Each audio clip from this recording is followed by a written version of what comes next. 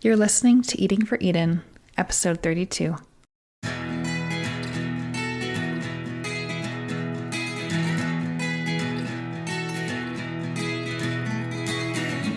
When it comes to doing something about climate change, your food choices matter. Thanks for tuning in to Eating for Eden, a podcast that takes a food-first approach to climate action. I'm your host, Jessica J. Schroeder, and I am passionate about food that tastes good and does good. I'll guide you with practical tips and help you thoroughly enjoy your food along the way.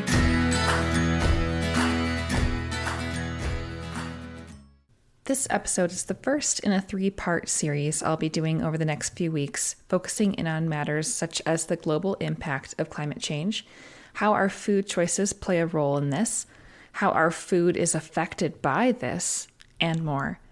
If you enjoy this episode, I hope you'll tune into the next 2 episodes to follow in the coming weeks.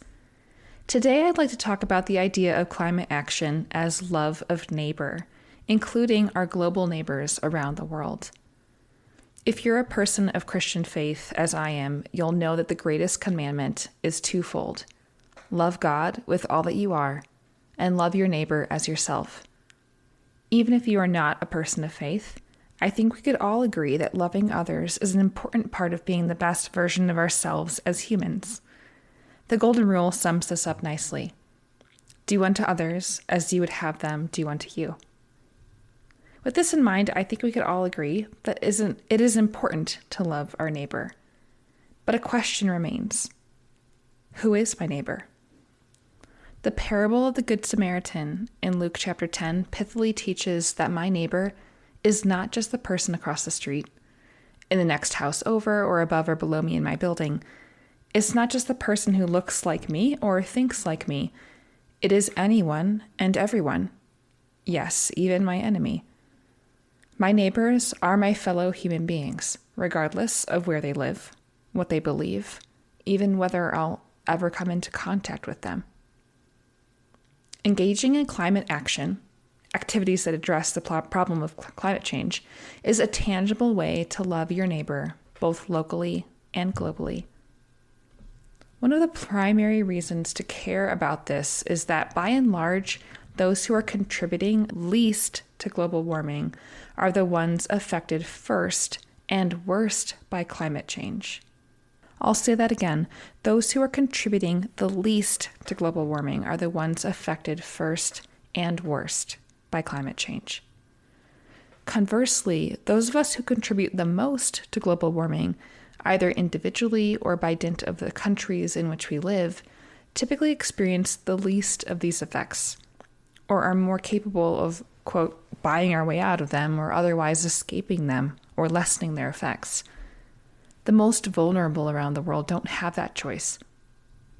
According to the Carbon Almanac, the richest 1% of humanity was responsible for 15% of the global emissions, compared to 7% of emissions from the poorest 50%. That's more than double the emissions from a small fraction of the people. But I'm not part of the richest 1%, you may be thinking.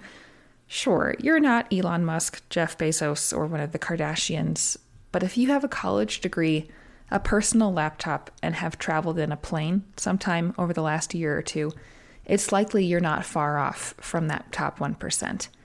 And the closer you are to that top 1%, the more likely it is you're contributing more to carbon emissions. Your specific contribution may come down in part to where you live as well. For instance, data from 2015 shows that affluent countries like Norway and Finland used a similar amount of energy as the United States per capita, around 68 and 69,000 kilowatt hours per capita respectively, with the US at 79,000 kilowatt hours, just 15% less. But Norway and Finland emitted less than half of the emissions of the US, 7.76 and 7.81 tons of CO2 emissions per person respectively, compared to 15.56 tons per person in the US.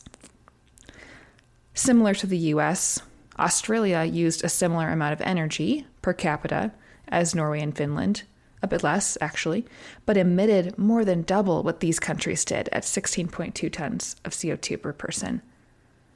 Comparing another wealthy nation, Sweden even beat her northerly neighbors by nearly half as far as emissions are concerned, at only 3.99 tons per person, which is on par with Mexico, while still using a sizable amount of energy at 59,000 kilowatt hours. Mexico, by contrast, only used about 30% of the energy that Sweden used per capita, but their CO2 emissions were similar. That's a lot of numbers. Thanks for hanging with me. This, in part, goes to show that addressing climate change doesn't mean that we have to completely give up our use of energy. Just like I'm not advocating that we stop eating food. That would be ridiculous. Both would be ridiculous. We may want to limit certain energy use, yes, and we certainly don't want it to be wasteful. But the bigger issue, just like with what foods we eat, is how we're sourcing our energy. But I won't belabor this point here. I will also just briefly add that this also illustrates the fact that wealthier nations and individuals within those nations have opportunities to make choices to move toward more sustainable practices more easily than poorer nations. We need to stop focusing so much on ourselves and instead ask what love of neighbor would have us do. I realize that was a lot of numbers, and I don't want to detract too much from the main point. While there is indeed a caveat to be given that some wealthy countries are doing better than others at loving their global neighbors by doing their part, and yes, some are doing worse, the main point is, if you find yourself in one of the more affluent countries and are in the upper quartile or so of global wealth, you have a significant opportunity to love your global neighbor through various actions over which you have choice. And one of those is food.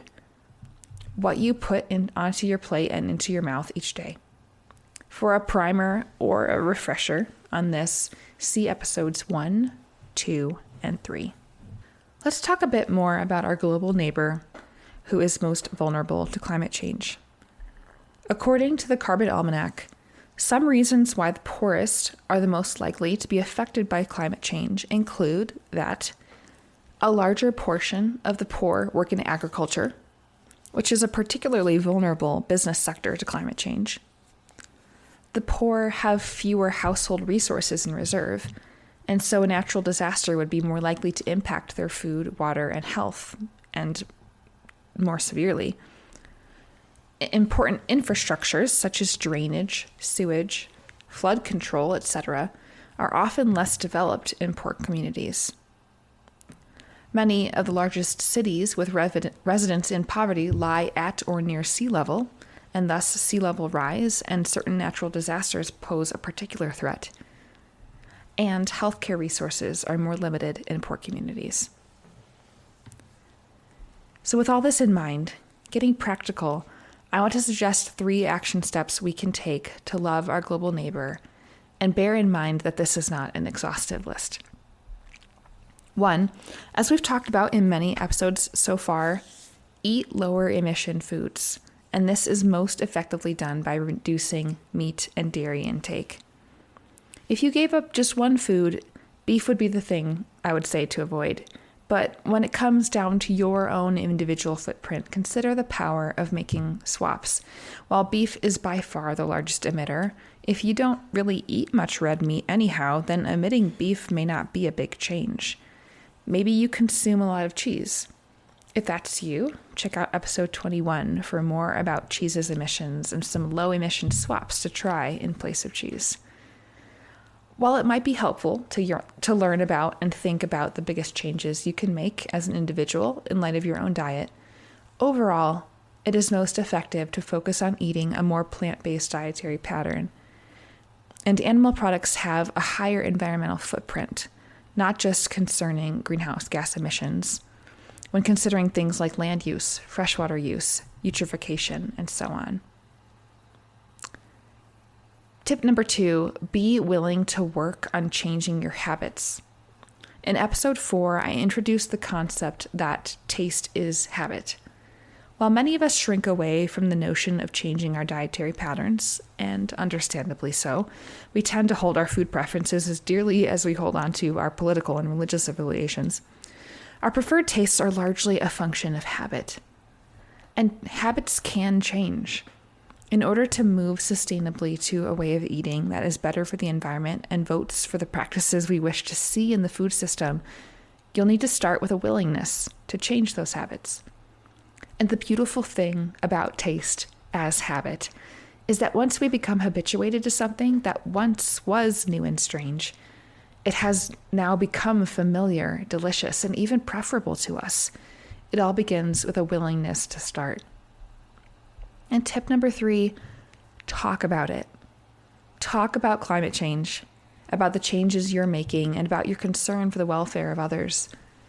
Katharine Hayhoe, an atmospheric scientist and author who teaches at Texas Tech and is chief scientist for the Nature Conservancy, says that talking about climate change is perhaps the most powerful thing an individual can do.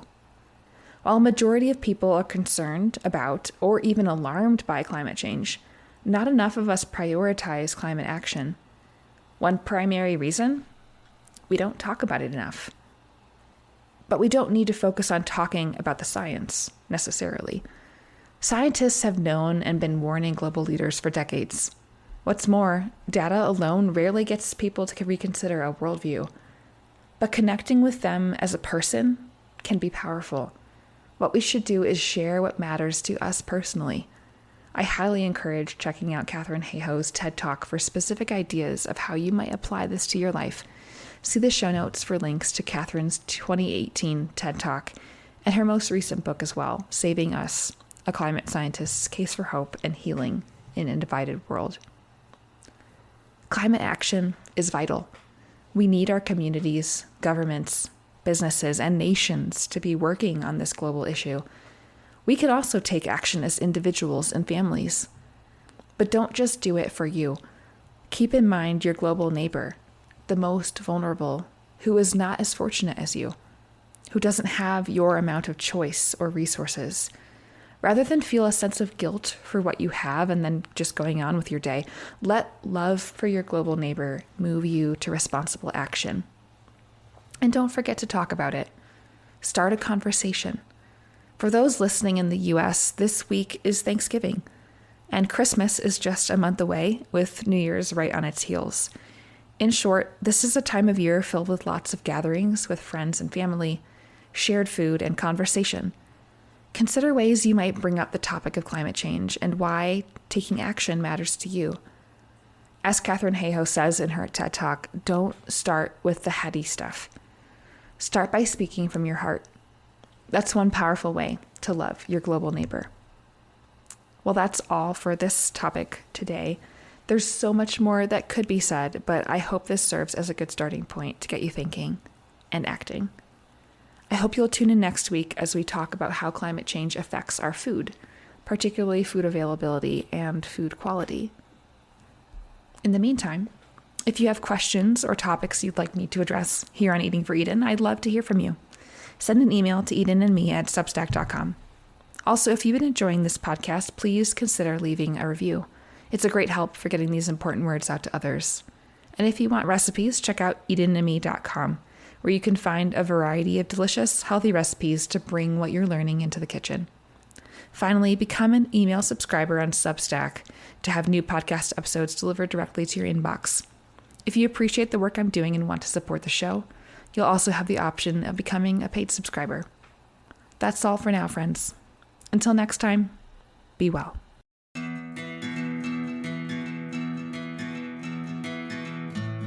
Thanks for listening to Eating for Eden. If you found this episode informative or inspiring, please consider sharing it with a friend. Climate change is an issue we all need to tackle together, so let's invite others to journey along with us as we continue the conversation and start taking action. Until next week, friends, take care.